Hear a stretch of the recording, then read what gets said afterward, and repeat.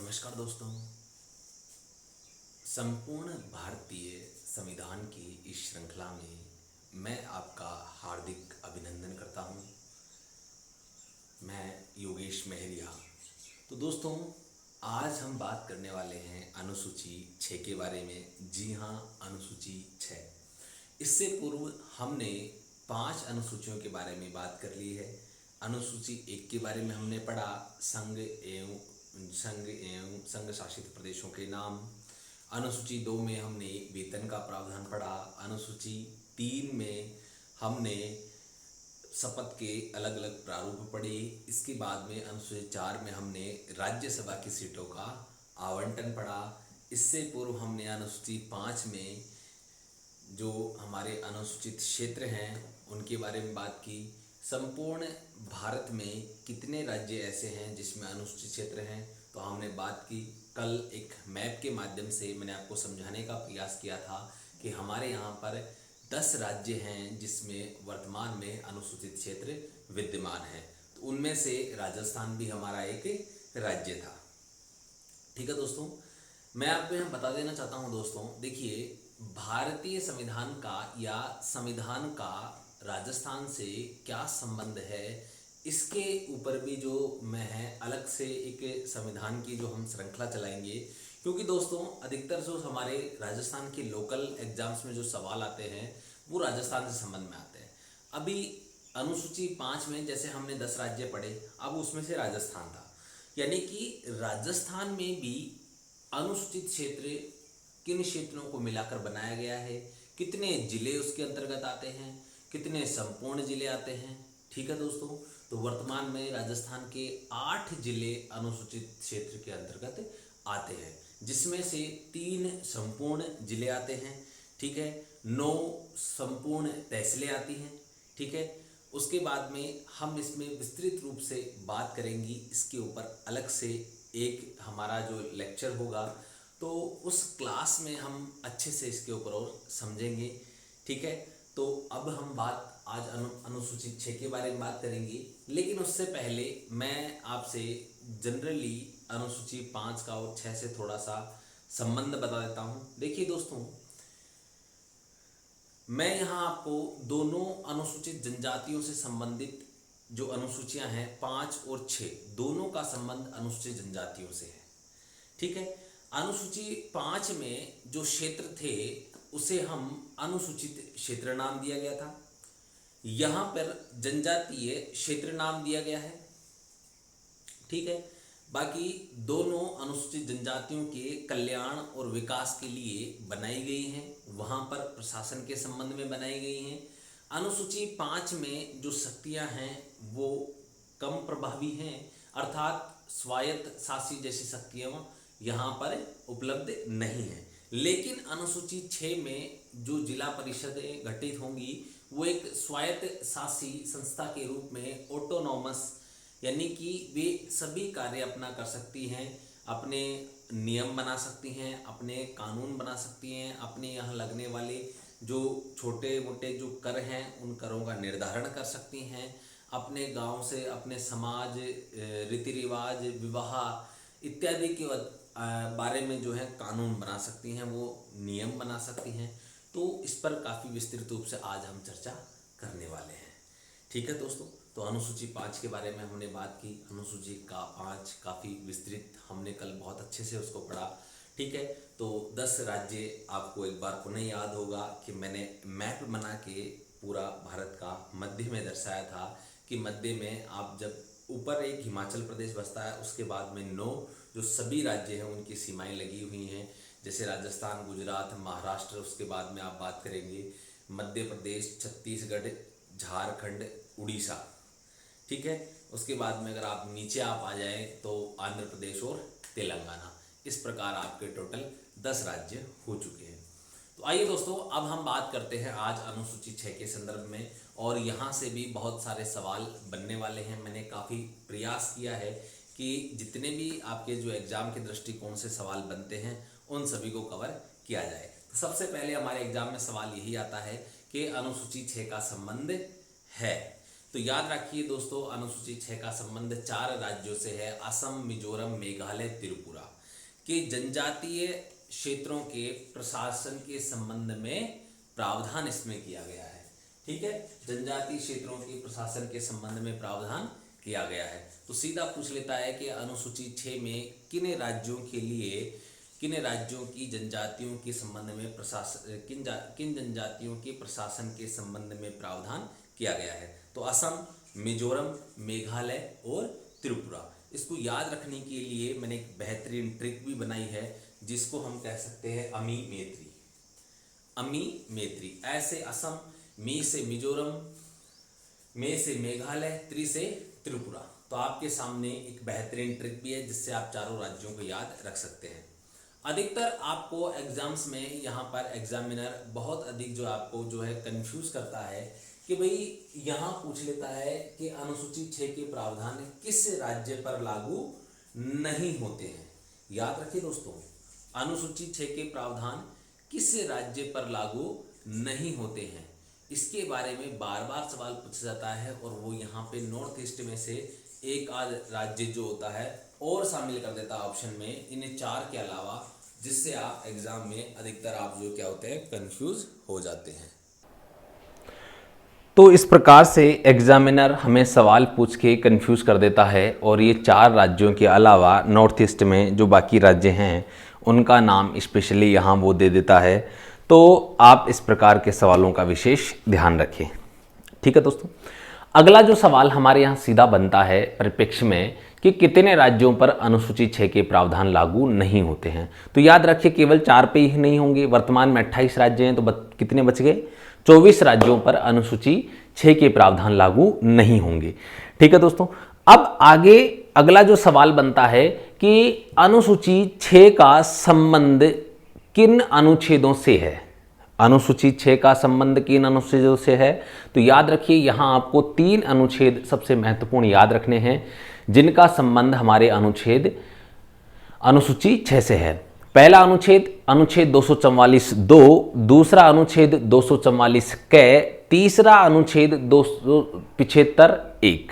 ठीक है, तो आपके सामने ये जो 3 अनुच्छेद लिखे गए हैं स्पेशली, तो ये तीनों अनुच्छेदों का संबंध अनुसूची 6 से है। किस प्रकार है?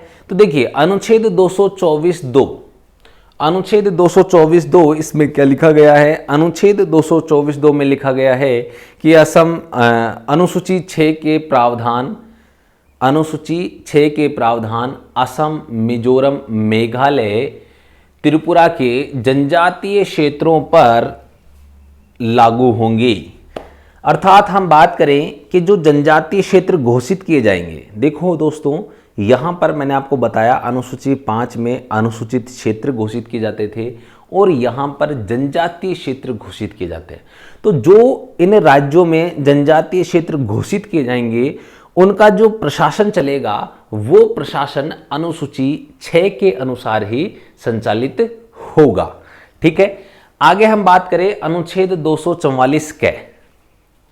अगला जो हमारा है वो है अनुच्छेद 244 क।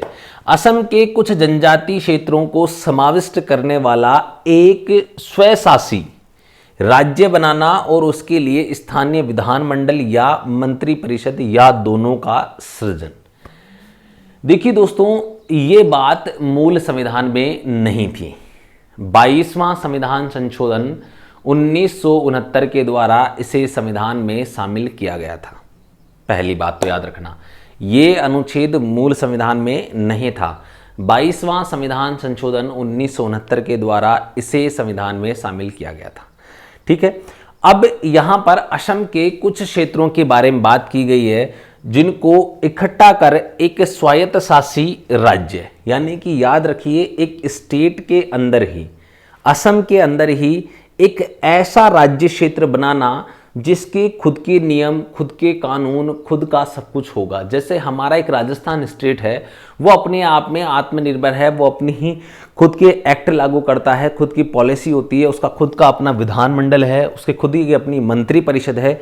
इसी प्रकार असम के कुछ क्षेत्रों के बारे में बताया गया है कि उनको इकट्ठा करके इस प्रकार का राज्य बनाया जाए। ठीक है दोस्तों, तो आपको यहाँ स्पेशली ये चीज़ ध्यान रखनी है, मैं यहाँ पे इसको मेंशन कर देता हूँ। ये जो है आपका 22वां संविधान संशोधन 1969 के द्वारा इसको जो क्या किया गया था, जोड़ा गया था। ठीक है दोस्तों,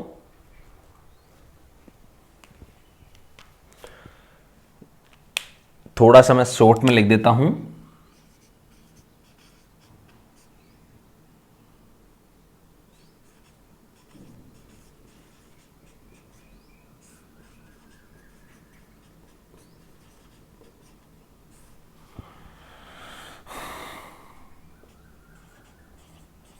बाईसवां संविधान संशोधन 1969 के द्वारा इस अनुच्छेद को संविधान में जोड़ा गया था। तो आपसे सीधा वो पूछ सकता है कि अनुच्छेद 244 के, या इसको मैंने आपको बताया था पहला, अगर आपने जैसे मान लिए संविधान का, भारतीय संविधान का सामान्य परिचय यदि आपने पढ़ा हो, तो मैं आपको बता दूं अनुच्छेद 244 ए हम इंग्लिश में लिखेंगे और अनुच्छेद 244 के हम इसे हिंदी में लिखेंगे। ये अपने आप में स्वतंत्र और पूर्ण अनुच्छेद है, इसके लिए किसी अन्य अनुच्छेद की व्याख्या करने की आवश्यकता नहीं है।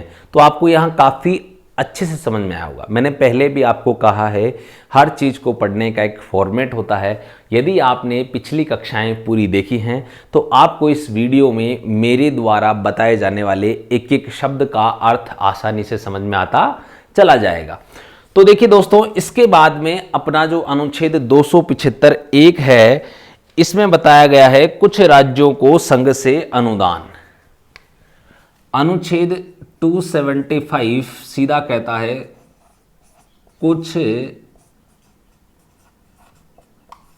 राज्यों को संघ से अनुदान।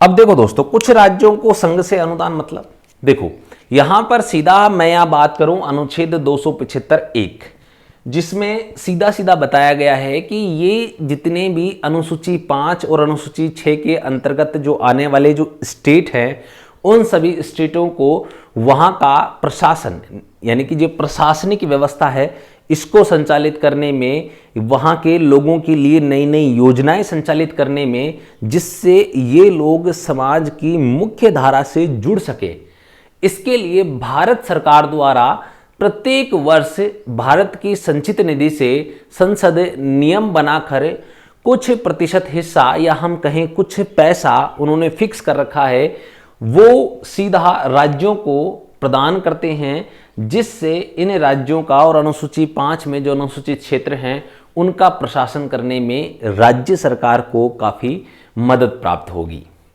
तो देखिए दोस्तों, आपके सामने तीनों अनुच्छेद आपने कंप्लीट कर लिए हैं। तो अब हम इसके बाद में आगे बात करते हैं अनुसूची 6 के अन्य प्रावधानों के बारे में। देखिए दोस्तों, अनुसूची 6 के कुछ महत्वपूर्ण प्रावधान जो असम, मिजोरम, मेघालय, त्रिपुरा के जनजातीय क्षेत्रों के प्रशासन के संबंध में बताए गए हैं, जो हमारे एग्ज़ाम पॉइंट ऑफ व्यू से काफ़ी इम्पोर्टेंट है। हमसे वो सीधा सीधा सवाल कई बार पूछ लेता है। अगर हम बात करें PCS, UPSC, RPSC के जो हमारे, आप बात करें हमारे यहाँ जो RS का एग्ज़ाम होता है उसमें फर्स्ट ग्रेड में, या आप बात करें पॉलिटिकल साइंस स्पेशली जो फर्स्ट ग्रेड का एग्ज़ाम देते हैं लोग, उनके यहाँ से काफ़ी सारे सवाल कई बार बनते हैं। और अधिकतर बच्चे ये जो हैं खाली छोड़ के आते हैं, क्योंकि अनुसूची 5 और 6 को ये माना जाता है कि इनको पढ़ना थोड़ा जटिल है। देखिए दोस्तों, जटिल ज़रूर है, लेकिन हमें आपको बता दूं, कोई भी चीज़ नामुमकिन नहीं होती है। हमें सिर्फ एग्ज़ाम दृष्टिकोण को ध्यान में रखकर जो सवाल बनते हैं उनको तैयार करना है। हमारा यही उद्देश्य भी होना चाहिए। कंसेप्ट हम सारे समझते हुए चलेंगे, ऐसी बात नहीं है, लेकिन एग्जाम पॉइंट ऑफ व्यू से क्या क्या चीज़ें इंपॉर्टेंट है, किस किस प्रकार के सवाल पूछे जाते हैं, तो उन्हीं को ध्यान में रखकर विषय वस्तु तैयार की गई है। देखिए, स्वशासी जिले और स्वशासी प्रदेश, तो यहाँ आपको एक बात याद रखनी है, एक स्वशासी जिला होगा जिसमें कई स्वशासी प्रदेश हो सकते हैं। ठीक है, ध्यान से देखिए, प्रत्येक मध्य के जनजातीय क्षेत्रों का एक स्वशासी जिला होगा, यानी कि क्षेत्र विशेष को जिसमें राज्यपाल जिसे एक स्वशासी जिले का दर्जा प्रदान कर सकता है। ठीक है, अब यदि किसी जिले में भिन्न भिन्न अनुसूचित जातियां हैं, मान लीजिए कोई एक स्वशासी जिला है और उस जिले में बहुत सारी जो होती हैं हमारे यहाँ ये जो जनजातियां हैं, अनुसूचित जातियां हैं, तो राज्यपाल लोक अधिसूचना द्वारा ऐसे क्षेत्र या ऐसे क्षेत्रों को जिनमें वे बसे हैं स्वशासी प्रदेशों में विभाजित कर सकता है। देखिए दोस्तों, इसका अर्थ यहाँ पर है कि एक जिले में, जैसे हमारे यहाँ मान लीजिए कोई भी एक डिस्ट्रिक्ट है, उसमें हम विभिन्न, जैसे गोत्र की बात करें हम, जैसे एसटी के अंदर बहुत सारी जैसे जातियां आती हैं, तो वे अलग अलग जातियों के लोग इस एक जिले के क्षेत्र विशेष में बसे हुए हैं। तो हो सकता है कि उनके जो है हम बात करें सांस्कृतिक परिदृश्य से, हम बात करें उनके जो हैं त्यौहार, मान लो आप किसी भी प्रकार से उनकी जो कल्चरल विशेषताएं हैं वे सभी क्या हो सकती हैं, भिन्न भिन्न हो सकती हैं। रीति रिवाज उनके अलग हो सकते हैं, सभी प्रकार की जो उनकी प्रथाएं हैं उनमें काफ़ी अंतर हो सकता है। तो उन सब के ऊपर एक ही प्रकार का कानून हम प्रभावी रूप से लागू नहीं कर सकते, इसलिए उस जिले, स्वशासी जिले को भी काफ़ी सारी स्वशासी प्रदेशों में विभाजित किया जाता है, जिससे उसी जो होती जाति से, उसी समाज विशेष के लोग प्रशासन कर सकें, प्रशासन में पूर्ण भागीदारी ले सकें और उन लोगों को समाज की मुख्य धारा से जोड़ सकें। इसलिए स्पेशल प्रोविजंस अनुसूची 6 में किया गया है। पहले स्वशासी जिला बनेगा और यदि उस जिले में अलग अलग अनुसूचित जातियां हैं तो उनके संबंध में राज्यपाल ऐसा चाहे तो अधिसूचना के द्वारा स्वशासी प्रदेशों की गठन स्थापना कर सकता है।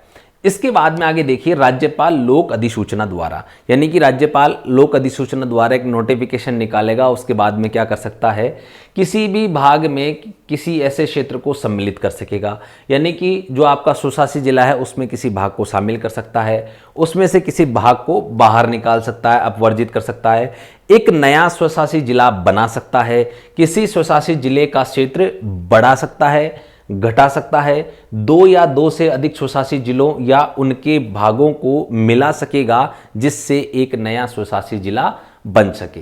तो यहाँ आपने समझा, मान लीजिए कोई पहले से ऑलरेडी कहीं जो किसी भाग में किसी क्षेत्र को शामिल कर सकता है, उसे बाहर कर सकता है, एक नया स्वशासी जिला वो बना सकता है और जो स्वशासी जिला बनाया गया है उसके क्षेत्र में विस्तार कर सकता है या उसका क्षेत्र जो है घटा सकता है, या 2 स्वशासी जिलों को मिलाकर एक स्वशासी जिला बना सकता है, या उन 2 जो हमारे ये जो पर्टिकुलर 2 स्वशासी जिले हैं इनको मिलाकर या तो एक बना देगा, या फिर पर्टिकुलर इसमें ऐसा कर लेगा वो कि भाई ये जो हैं इन 2 में हम बात करें तो ये जो कुछ क्षेत्र लेकर एक नया जिला बना दिया।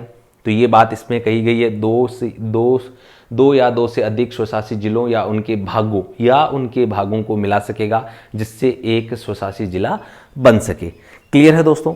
इसके बाद में देखिए, किसी स्वशासी जिले के नाम में परिवर्तन कर सकेगा, यानी कि मान लीजिए वहाँ पर जो स्वशासी जिला डेवलप्ड किया गया उसका नाम पहले कुछ और था, तो अब लोगों ने, वहाँ की जो स्वशासी परिषद है, वहाँ के जो लोग हैं वो ये नहीं चाहते हैं कि इस ज़िले का नाम ये हो, इस ज़िले का नाम वर्तमान में चेंज कर दिया जाए। अक्सर जैसा हम देखते हैं काफ़ी हमारे यहाँ स्टेट के नाम भी चेंज किए गए, जैसे पहले पांडिचेरी था, अब पुडुचेरी है। पहले हमारे एक स्टेट था जिसका नाम था उड़ीसा, अब हम उसको ओडिशा कहते हैं। इसी प्रकार पहले आपका मद्रास था, वर्तमान में जिसे हम कर्नाटक कहते हैं। तो विभिन्न ऐसे हमारे यहाँ स्टेट हैं जिनके नामकरण में परिवर्तन किया गया है। उसी प्रकार यहाँ पर हम बात करें तो किसी भी स्वशासी जिले के नाम में परिवर्तन किया जा सकता है। इसके पश्चात हम बात करें तो अगला जो अनुच्छेद 1 इसका जो 7वां प्रावधान है, किसी स्वशासी जिले की सीमाओं को परिनिश्चित कर सकेगा। यदि किसी भी प्रकार का कोई 19-20 विवाद हो जाता है तो याद रखिए कि उस स्वशासी जिले की जो सीमाएं हैं उनको पुनर्सीमांकित कर सकता है, उनको पुनः निश्चित करने का कार्य उससे संबंधित राज्य के राज्यपाल द्वारा किया जाता है। देखिए दोस्तों, यहाँ आपको याद रखना है ये सारे कार्य कौन करता है, राज्यपाल करता है। हमने अनुसूची 5 में बात की, वहाँ किसी क्षेत्र को अनुसूचित क्षेत्र घोषित करना है नहीं करना है, इसका निर्धारण भारत के राष्ट्रपति द्वारा किया जाता था। अब देखिए दोस्तों, इसके संबंध में इसके जो घ ड़ और च जो प्रावधान हैं, ये सभी प्रावधानों में यदि हम बात करें तो राज्यपाल द्वारा इस संबंध में एक आयोग की नियुक्ति की जाती है। जैसे हम बात करें, इनमें अगर कोई भी परिवर्तन करना है तो आयोग के प्रतिवेदन के आधार पर ही राज्यपाल परिवर्तन करेगा, अन्यथा नहीं करेगा। यानी कि वहाँ के जो लोग हैं उन लोगों को राज्यपाल, एक आयोग होता है, उस आयोग में उनकी नियुक्ति करता है। वे लोग इस संबंध में परामर्श देते हैं, सिफारिश देते हैं, एक रिपोर्ट बनाते हैं जिसे हम प्रतिवेदन कहते हैं। उसी प्रतिवेदन के आधार पर राज्यपाल ऐसा करेगा, अन्यथा वो ऐसा नहीं करेगा। उम्मीद करता हूँ समझ में आया होगा।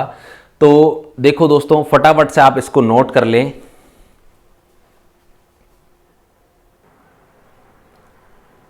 तो दोस्तों, यहाँ पर जिला परिषदों व प्रादेशिक परिषदों के गठन के प्रावधान का बताया गया है कि उनका गठन किस प्रकार से होगा और क्या क्या उसमें विशेषताएं होंगी।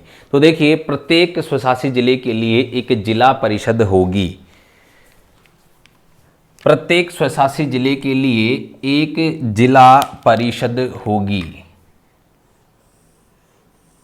देखिए दोस्तों, हमारे यहाँ जैसे जिला परिषद होती है, सेम वहाँ भी एक तरीके से जिला परिषद होती है, लेकिन हमारी जिला परिषद के पास इतने अधिकार नहीं होते हैं। उससे कई गुना अधिक अधिकार यहाँ की जिला परिषद के पास होती हैं। ये अपने लोगों पर सीधे रूप से शासन करती है।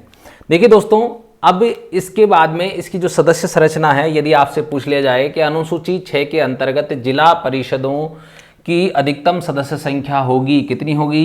30। यानी कि जिला परिषद में वहाँ पर अधिकतम 30 सदस्य होंगे, जिसमें से 4 व्यक्ति तो राज्यपाल द्वारा नाम निर्देशित होंगे, अर्थात 4 व्यक्तियों का राज्यपाल के द्वारा नाम मनोनीत किया जाएगा। राज्यपाल 4 व्यक्तियों को जिला परिषद में मनोनीत कर सकता है। ठीक है। उसके पश्चात यदि हम बात करें तो शेष जो 26 सदस्य हैं, ये वयस्क मताधिकार के आधार पर इनका निर्वाचन होगा।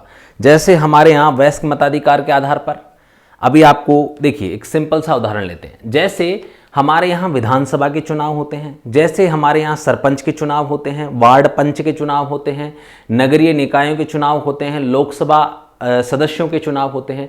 तो जो भी व्यक्ति 18 वर्ष की आयु पूर्ण कर चुका है और जिसका नाम मतदाता सूची में पंजीकृत है, वही व्यक्ति मतदान कर सकता है। देखिए यहां कंडीशन है, ये नहीं है कि 18 वर्ष का कोई व्यक्ति हो गया तो वो वयस्क हो गया। वोट देने के लिए वो एलिजिबल तभी होगा जब उसका नाम मतदाता सूची में पंजीकृत होगा। ठीक है। तो वयस्क मताधिकार यानी कोई व्यक्ति जो 18 साल का हो गया और जिसका नाम मतदाता सूची में पंजीकृत है, तो वो क्या करेगा? मत देकर अपने जो सदस्य हैं, अपना जो प्रतिनिधि है, उसे वो चुन सकता है। तो यहाँ पर टोटल 30 हो गए। 30 में से 4 मनोनीत और जो आपके बाकी 26 जो हैं वो क्या होंगे? वयस्क मताधिकार के आधार पर निर्वाचित होंगे।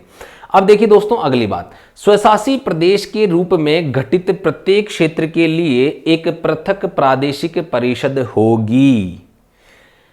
मैंने क्या कहा? जिला परिषदें मैंने आपको बताया, उनके अंदर विभिन्न जो जनजातियां होंगी, अनुसूचित जातियां होंगी, उनके लिए अलग से क्या बनाया गया था? प्रादेशिक परिषद का हमने गठन किया था।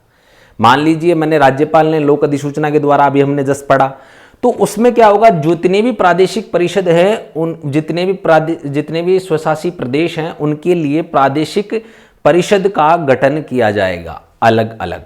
ठीक है। अब देखिए यहां पे एक उदाहरण के तौर पे हम देखते हैं, ये काफी चर्चित है और ये काफी एग्जाम में पूछा भी जाता है। ठीक है। बोडोलैंड प्रादेशिक परिषद, देखिए इसकी जो सदस्य संख्या है वो अधिकतम 46 होगी। कितनी होगी? 46। अधिकतर यहां से सवाल पूछा जाता है, बोडोलैंड जो है प्रादेशिक परिषद की सदस्य संख्या कितनी है? 46। जिला परिषदों कितनी है? यहां देखो केवल 30 ही है। तो 46 में से भी 40 सदस्य वयस्क मताधिकार के आधार पर निर्वाचित होते हैं और 6 सदस्य राज्यपाल द्वारा नाम निर्देशित होते हैं। उसके पश्चात उसमें से भी जो 40 सदस्य हमने ले लिए, 40 में से 30 जो होते हैं ये जनजातियों के द्वारा, जो अनुसूचित जातियां जो हैं उनके सदस्यों के द्वारा, प्रतिनिधियों के द्वारा यहाँ पर वयस्क मताधिकार के आधार पर उनका निर्वाचन होगा। 5 जो सदस्य होंगे वे गैर जनजातीय क्षेत्रों के समुदायों के लिए आरक्षित की गई हैं और 5 जो हैं सभी समुदायों के लिए यहाँ पर आरक्षित की गई हैं। अब इनमें से यदि किसी का प्रतिनिधि के रूप में सदस्य नहीं पहुंच पाता है इलेक्शन में, कुछ जैसे मान लो प्रतिनिधि नहीं पहुंच पाया किसी समुदाय का, तो राज्यपाल 6 जो व्यक्ति नाम निर्देशित करेगा, जो समुदाय बच गए वो उनमें से करेगा। और उनमें अगर हम बात करें इनमें, तो आपको मैं बता दूं अनिवार्य रूप से 2 महिलाएं भी होंगी। ठीक है दोस्तों, तो अब यहाँ पे आपको ये चीज़ समझ में आ गई होगी, उम्मीद करता हूँ, क्योंकि यही सवाल आपसे बार बार एग्जाम में पूछा जाता है कि प्रत्येक स्वशासी जिले के लिए गठन किया जाता है। प्रत्येक स्वशासी जिले के लिए गठन किया जाता है, जिला परिषद का, प्रादेशिक परिषद का, ठीक है, स्वशासी प्रादेशिक परिषद का, विधानमंडल का, इस प्रकार के अलग अलग सवाल आपको वहाँ देखने को मिलते हैं। तो प्रत्येक स्वशासी जिले के लिए एक जिला परिषद का गठन होता है।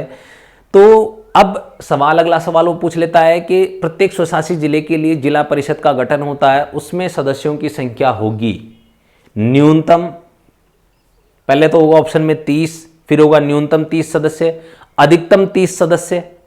तो आपको वहां याद रखना अधिकतम 30 सदस्य होंगे, उसमें से भी 4 राज्यपाल द्वारा नाम निर्देशित और 26 जो आपके टोटल बच गए वो सभी क्या होंगे, वयस्क मताधिकार के आधार पर निर्वाचित होंगे दोस्तों। तो फटाफट से आप इसको नोट कर लीजिए दोस्तों, फिर हम आगे जो है बात करेंगे संक्रमणकालीन उपबंध। तो दोस्तों अनुसूची 6 के अंतर्गत हम संक्रमणकालीन उपबंधों की बात कर रहे थे कि क्या उपबंध किए गए हैं। तो देखिए राज्यपाल अनुसूची 6 के अधीन राज्य में प्रत्येक स्वशासी जिले के लिए जिला परिषद के गठन के लिए यथाशीघ्र कार्रवाई करेगा। यानी कि जैसे ही किसी राज्य के अंतर्गत हम बात करें तो ये संविधान जब प्रारंभ में आया उसके बाद जितना जल्दी हो सके उतना जल्दी प्रत्येक स्वशासी जिले के लिए एक जिला परिषद के गठन के संबंध में यथाशीघ्र कार्रवाई का प्रावधान किया गया था। और यदि यथाशीघ्र जिला नहीं बना सकता राज्यपाल तो क्या होगा, तब तक किसी स्वायत्त शासी जिले के लिए जिला परिषद गठित नहीं की जाती है, तब तक ऐसे क्षेत्र के जिले का प्रशासन राज्यपाल में निहित होगा। यानी कि उस जिले का जो प्रशासन है वो राज्यपाल के द्वारा संचालित होगा। जैसे वर्तमान में यदि हम बात करें किसी जिले में जिला कलेक्टर के द्वारा जिले का प्रशासन संचालित किया जाता है, उसी प्रकार यदि वो जिला परिषद नहीं होगी, यदि वो जिले में जैसे जिला परिषद में जिला प्रमुख होते हैं वो नहीं होंगे, तो सीधे हमारे यहाँ सीधे कौन करेगा, फिर राज्यपाल करेगा नहीं, कर सकता है। मतलब इसके संदर्भ में आपको समझाने के कोशिश कर रहा हूं कि वहां सीधे तौर पे फिर कौन करेगा, राज्यपाल उस क्षेत्र विशेष पर शासन या प्रशासन करेगा। ठीक है, संसद या उस राज्य विधानमंडल का कोई अधिनियम ऐसे क्षेत्र पर तब तक लागू नहीं होगा जब तक राज्यपाल लोक अधिसूचना द्वारा ऐसा निर्देश नहीं देता। यानी कि जब तक राज्यपाल इस संबंध में कोई अधिसूचना जारी नहीं करेगा तब तक भले ही संसद ने पारित किया हो, भले ही राज्य विधानमंडल ने कोई एक्ट प्रभावी किया हो, वो प्रभावी अनुसूची 6 के इन क्षेत्रों पर प्रभाव में नहीं आएगा।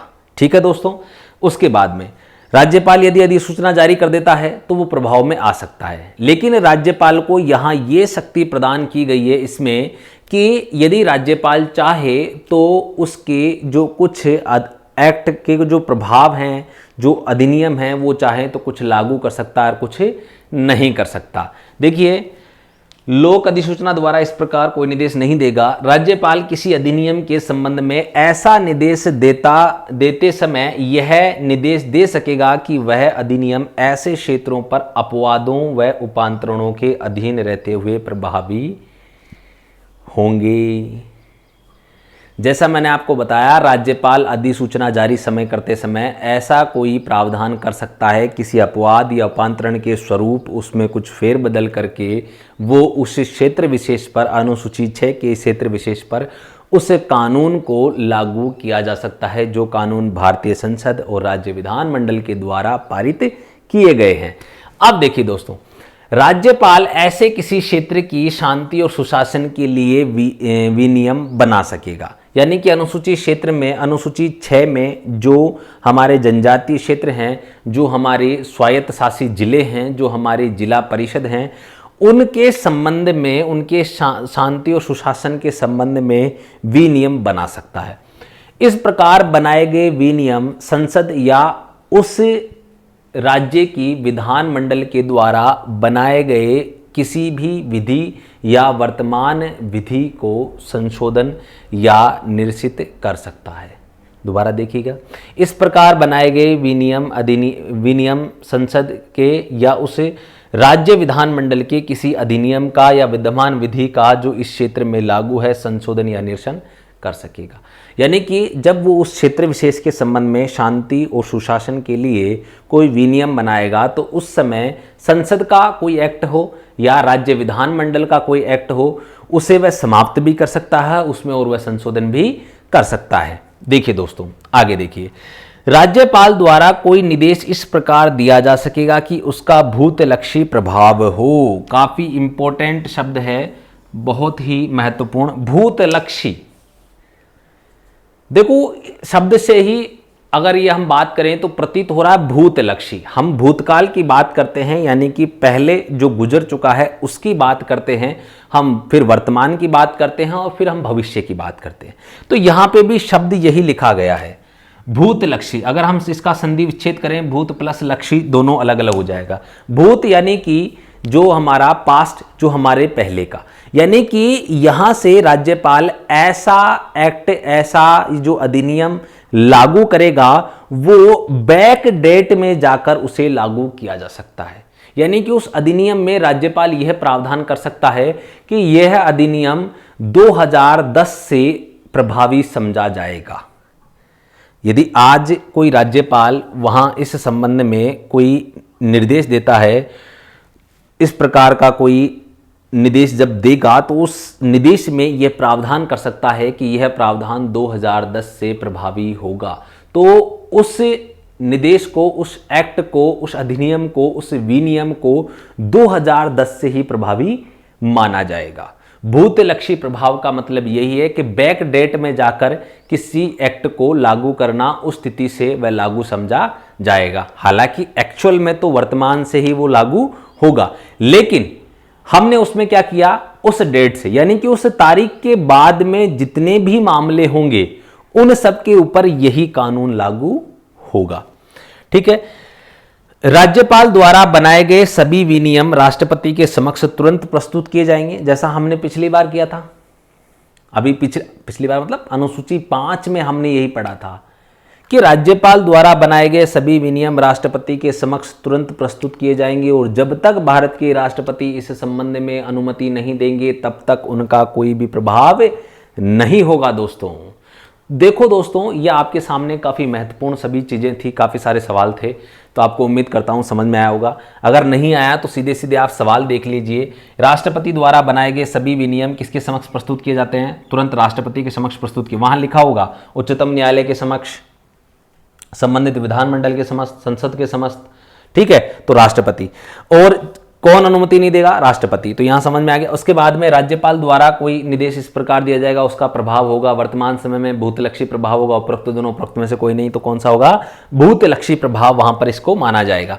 इसके बाद में कि राज्यपाल ऐसे किसी क्षेत्र और शांति और सुशासन के लिए नियम बना सकेगा। उपरोक्त में से कौन सा कथन गलत है? इस प्रकार से वो सवाल पूछ सकता है। शांति सुशासन के लिए भी नियम बना सकता है और बनाए गए विनियम संसद के अधिनियम में संशोधन कर सकती है, राज्य विधानमंडल के अधिनियम में संशोधन कर सकती है, उनको समाप्त कर सकता है। उपरोक्त सभी सही हैं। इसके बाद में हम बात करें तो इधर आ जाएं, देखिए, संसद या उस राज्य विधानमंडल द्वारा कोई अधिनियम उस क्षेत्र में तब तक लागू नहीं होगा जब तक राज्यपाल अधिसूचना जारी नहीं करेगा। देखिए, अनुसूची 6 के क्षेत्रों पर सवाल क्या बनेगा? अनुसूची 6 के क्षेत्रों पर यदि कोई अधिनियम प्रभावी नहीं होगा, जब तक राष्ट्रपति अधिसूचना जारी नहीं करेगा, जब तक राज्यपाल अधिसूचना जारी नहीं करेगा, जब तक संबंधित उच्च न्यायालय अधिसूचना जारी नहीं करेगा, जब तक संबंधित राज्य विधानमंडल अधिसूचना जारी नहीं करेगा। इस प्रकार का सवाल यहाँ से पूछा जा सकता है। तो आप यहाँ याद रखना कि जब तक राज्यपाल, यानी कि अधिसूचना जारी राज्यपाल के ही अधिकार क्षेत्र में यहाँ बात की गई है। ऊपर देखिए, राज्यपाल अनुसूची 6 के अधीन राज्य के प्रत्येक स्वशासी जिले के लिए जिला परिषद के गठन के लिए यथाशीघ्र कार्रवाई करेगा। ये कोई बड़ी बात नहीं, लेकिन यहाँ पे तब तक ऐसे जिले का प्रशासन राज्यपाल में निहित होगा। यानी कि यदि जिला परिषद का गठन नहीं होता है तो उसका प्रशासन किस में निहित होगा? संबंधित राज्य के विधानमंडल में, संसद में, भारत के राष्ट्रपति में, राज्यपाल में। हम फिर कंफ्यूज हो जाएंगे। हमें याद क्या रखना है? राज्यपाल। ठीक है दोस्तों, इस प्रकार के सवाल यहां से देखने को मिलते हैं। अब हम सीधा जो इस अनुसूची के अंदर जो क्षेत्र शामिल किए गए हैं, जो 4 राज्यों के, उनके बारे में बात करेंगे। अब देखिए दोस्तों, अनुसूची 6 में वर्णित जो जनजाति क्षेत्र हैं वे हमारे जो 4 राज्य हैं, जैसे असम, मिजोरम, मेघालय, त्रिपुरा और असम, मिजोरम, मेघालय, त्रिपुरा के जो हमारे 4 राज्य हैं, उन 4 राज्यों के जो जनजातीय क्षेत्र हैं वे कौन से हैं? देखिए, असम में 3 जनजातीय क्षेत्र जिले जो हैं वो हैं उत्तरी कछारी पहाड़ी जिला, कार्बी आंगलांग जिला, बोडोलैंड प्रादेशिक जिला। अब आपसे ये कई बार पूछ लिया जाता है कि बोडोलैंड प्रादेशिक जिला निम्न में से किस राज्य का भाग है? क्योंकि अभी हमने स्पेशली पढ़ा कि बोडोलैंड प्रादेशिक जो परिषद थी उस पे 46 सदस्य थे, जिसमें से 40 निर्वाचित थे और 6 राज्यपाल के द्वारा मनोनीत थे, और 40 में से भी जो 30 थे वे तो जनजातियों से, और जो 5 थे वे गैर जनजातियों से, और 5 सभी समुदायों से वयस्क मताधिकार के आधार पर निर्वाचित थे। तो ये बोडोलैंड जो प्रादेशिक जिला है ये काफ़ी महत्वपूर्ण है, इसको आपको थोड़ा ध्यान में रखना। आगे देखो, मेघालय, खासी पहाड़ी जिला, जयंतिया पहाड़ी जिला और गारो पहाड़ी जिला। आपको पता है मेघालय में जो है पहाड़ी कौन सी हैं? गारो, खासी, जयंती। तो आप उन्हीं के नाम से इन तीनों को आसानी से याद रख सकते हैं और आपको यहाँ पे तीनों ये याद रह जाएंगे। मेघालय में तीनों पहाड़ियों के नाम क्या हैं? गारो, खासी और जयंतियाँ पहाड़ियाँ हैं। हम ज्योग्राफी में जब पढ़ते हैं, आप भारत का भौतिक विभाजन जब पढ़ेंगे और पर्वतमालाएं जब हम पढ़ेंगे तो उस समय आपको जो है ये पढ़ने को मिलेगा। ठीक है, इसके बाद में त्रिपुरा। तो त्रिपुरा में तो सिर्फ एक ही है, त्रिपुरा जनजातीय क्षेत्र जिला। तो देखिए दोस्तों, इसको याद करने में कहीं कोई दिक्कत नहीं है, इसको याद करने में कोई दिक्कत नहीं है। ठीक है, मिजोरम ने चकमा मारा लई को। ठीक है, इसकी जो ट्रिक है आप ऐसा बना लो जिससे आपको सिर्फ ये याद रह जाएगा, क्या मिजोरम ने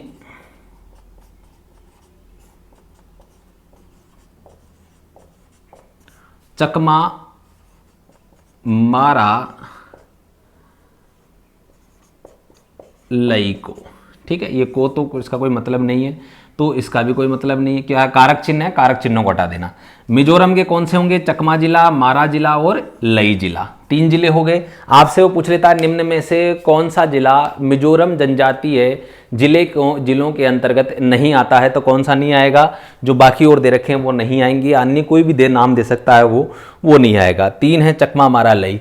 इसी प्रकार आपका जो उत्तरी कार्बी बोडो, ठीक है, उत्तरी कछारी पहाड़ी जिला, कार्बी आंगलांग जिला, बोडोलैंड प्रादेशिक जिला, असम के आपको एक बार पढ़ना है जिसमें आपको अच्छे से याद हो जाएंगे। तो उम्मीद करता हूं इससे जो है पूरे क्लास के दौरान आपको एक एक चीज़ कंसेप्ट वाइज समझ में आई होगी। लगभग आपके जितने भी सवाल बनते हैं उनका सभी को मैंने समावेश करने का प्रयास किया है, और एक ही क्लास के माध्यम से मैं चाहता हूं कि अनुसूची 6 आपको काफ़ी विस्तृत रूप से समझ में आए। देखिए, यूपीएससी आप कहें या हम जैसे राजस्थान के आरएस की बात करें, कई बार आर्टिकल इसके ऊपर जो लेख लिखने के बारे में हमें कह दिया जाता है, तो हम आराम से 100 से 200 शब्दों का लेख इस पर आराम से लिख सकते हैं। काफ़ी पर्याप्त डिटेल है। अब इसको आपको कैसे मेंशन करना है वो आप जानते हैं। ठीक है, अब अनुसूची 6 के बारे में सभी प्रावधानों के बारे में पढ़ने के पश्चात यहाँ से आपके सामने जो सवाल बनेंगे वो अब आपको बहुत ही आसान लगेंगे, क्योंकि आपने पूरी अनुसूची पढ़ ली है। इसलिए दोस्तों कहा जाता है किसी भी विषय वस्तु को जब आप पढ़ो तो काफ़ी मन लगाकर और ध्यान से पढ़ो, उसके पश्चात एग्ज़ाम में आपका एक भी सवाल उस विषय वस्तु से बाहर नहीं जाता है। और मेरा उद्देश्य यही है कि आपके एग्ज़ाम दृष्टिकोण से कोई भी विषय वस्तु मेरे संविधान विषय से संबंधित एक भी प्रश्न आपका बाहर नहीं जाना चाहिए। दूसरी चीज़ दोस्तों, संविधान विषय की जानकारी एक आम इंसान को भी होना चाहिए, क्योंकि आपको पता है वर्तमान में जिस प्रकार नागरिकता संशोधन विधेयक को लेकर काफ़ी वाद विवाद हुआ, तो कुछ लोग कह रहे थे ये संवैधानिक है, कुछ लोग कह रहे थे ये असंवैधानिक है। तो ये वही व्यक्ति समझ सकता है जिसने संविधान पूरा पढ़ा है कि क्या प्रावधान है, किस सरकार के संघ सरकार की शक्तियां कहां तक सीमित हैं और राज्य सरकार की शक्तियां कहां तक सीमित हैं। तो आइए दोस्तों, इन्हीं शक्तियों की बात हम करेंगे अगली अनुसूची में, अनुसूची 7। जी हां, अनुसूची 7। तो तैयार रहिए और मेरे साथ बने रहिए। मैं योगेश महरिया भारतीय संविधान की संपूर्ण श्रृंखला में अब आपसे आज विदा लेना चाहता हूं। कल हम फिर पुनः मिलेंगे एक नई अनुसूची के साथ। धन्यवाद।